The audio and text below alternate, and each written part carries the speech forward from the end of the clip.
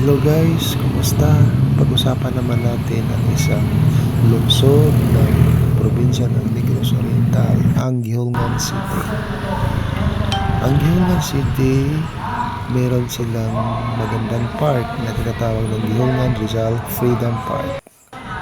Maganda ang kanilang Freedom Park. Meron silang malaking TV screen na parang sinihan. Kasing laki ng sine.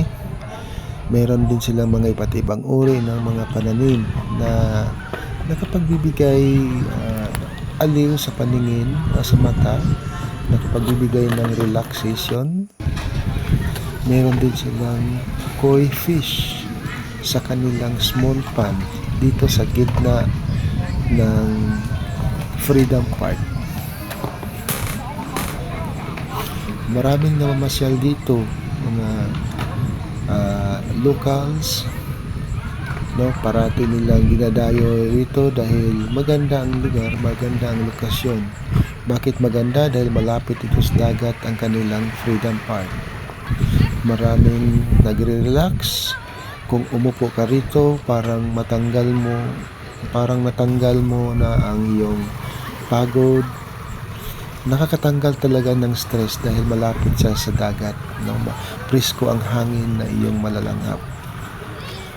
Maraming mga locals ang pupunta dito sa kanilang Freedom Park. Meron silang malaking Christmas tree. Yan ay iilawan yan tuwing Pasko. So ito ang kanilang Freedom Park, no? Napakaganda at malinis. Sa gabi, maliwanag ito dahil maraming ilaw. So, ito ang Gihungan Rizal Freedom Park.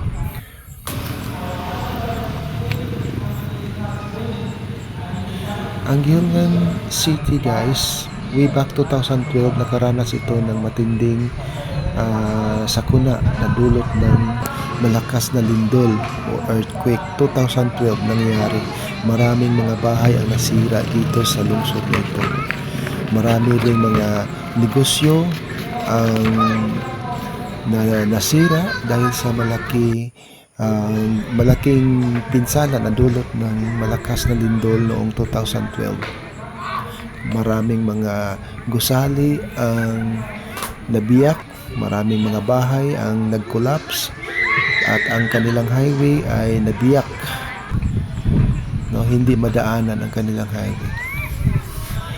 So ito guys, ang kanilang Freedom Park ng Gihungan City.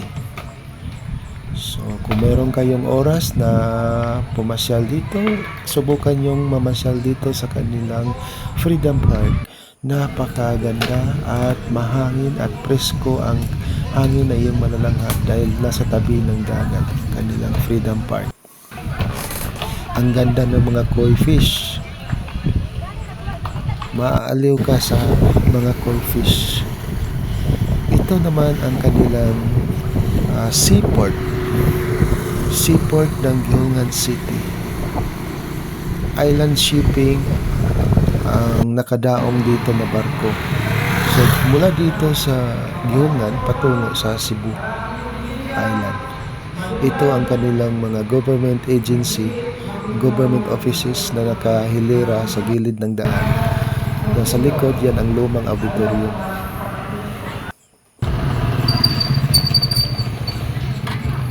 So ito naman ay isang magandang lugar din sa Gihungan City, ang tinatawag nilang Boulevard ng Gihungan City. So itong highway na ito ang binanggit ko kanina na nasira nung panahon ng lindol o noong 2012 na malakas ang lindol. Itong highway na ito ay nabiyak, hindi madaanan ng mga sasakyan dahil nag-collapse ang kalsada.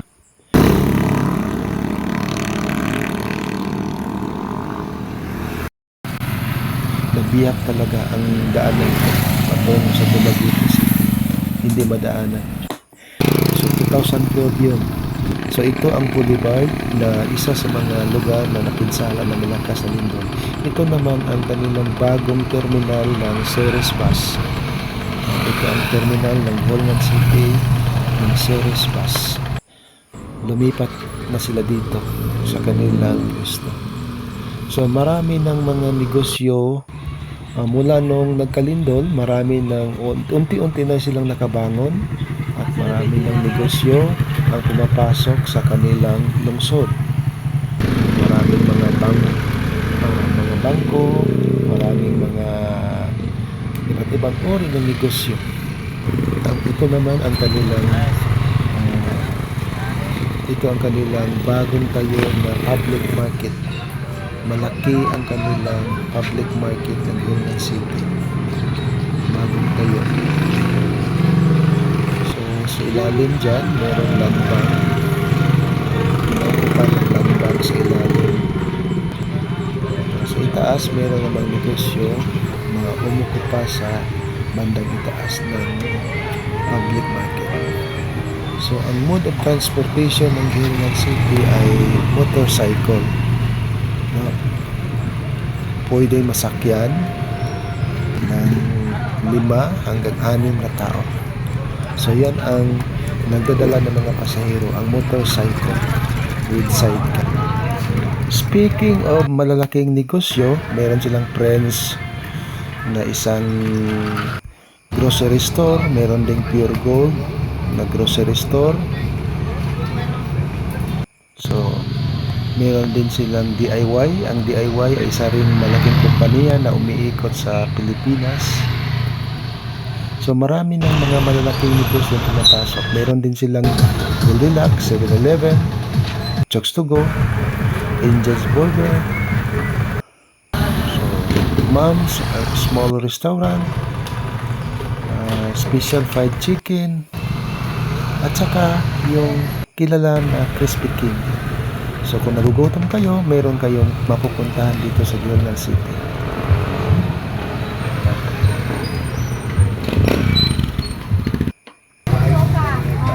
So ito naman ang vegetable section ng Holngan City, malapit sa bagong merkado nito. So maraming gulay ang nakadisplay dito. Ang Holngan City kasi may mga agrikultura mula sa bukid. Malapit sa bukid ang Holngan City, kaya marami silang gulay. Marami ding isda ang Holngan City dahil katabi lang sila sa dagat ang lungsod. Ang lungsod ng Holngan City katabi lang sa dagat, kaya marami din silang iba't ibang uri ng mga seafoods sa kanilang public market na makikita. So ito ang lumang merkado or old public market. Yan ang old public market. So ang Holngan City ay unti-unti na silang pinapasok ng mga malalaking kumpanya. Gaya na sinabi ko, meron silang China Bank, meron din mga motorcycle dealers. Malinis ang lungsod. Wala kang makikita nagkalat ng mga basura sa mga kalsada. At wala ring aso na gumagala. No? Walang mga hayop na gumagala katulad ng aso at pusa sa kalsada. Tahimik ang lungsod.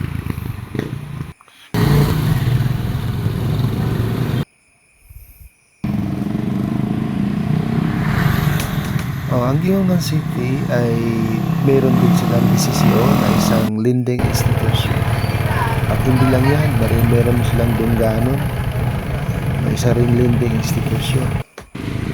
So, marami na talagang mga negosyo ang pumapasok sa Holngan City. So ito, papakita ko sa inyo ang looban ng simbahan ng Katoliko. Ito ang disenyo ng simbahan ng Katoliko. Guys, tingnan nyo, ang ganda ng mukha sa loob ng simbahang Katoliko, no? So parang hindi mainit dahil malalaki ang kanilang bintana. Nakakapasok ang maraming hangin. Malinis na simbahan, no? Ang ganda ng kanilang altar. Ang ganda ng simbahan ng Katoliko.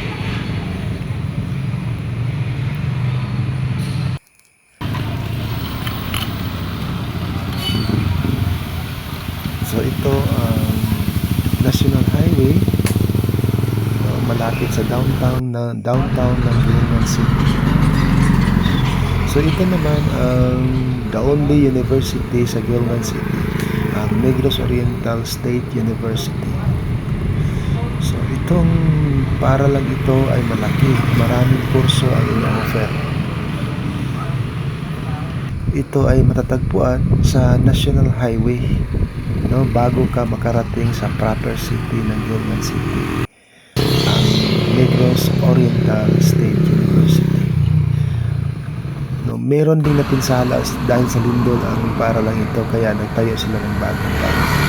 At maliban sa Norso, meron ding St. Francis College, isang private college sa Gilman City. Meron din maraming kurso ang ino-offer. So yan ang St. Francis College ng Gilman City. So dalawang college institution ang matatagpuan sa Gilman City. Nag-iba na talaga ang mukha ng Gilman City.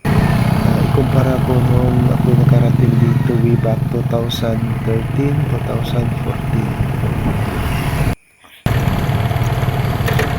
Malaki na ang kaibahan ng Gilman City. Unti-unti lang lumaki at lumago ang kanilang lungsod.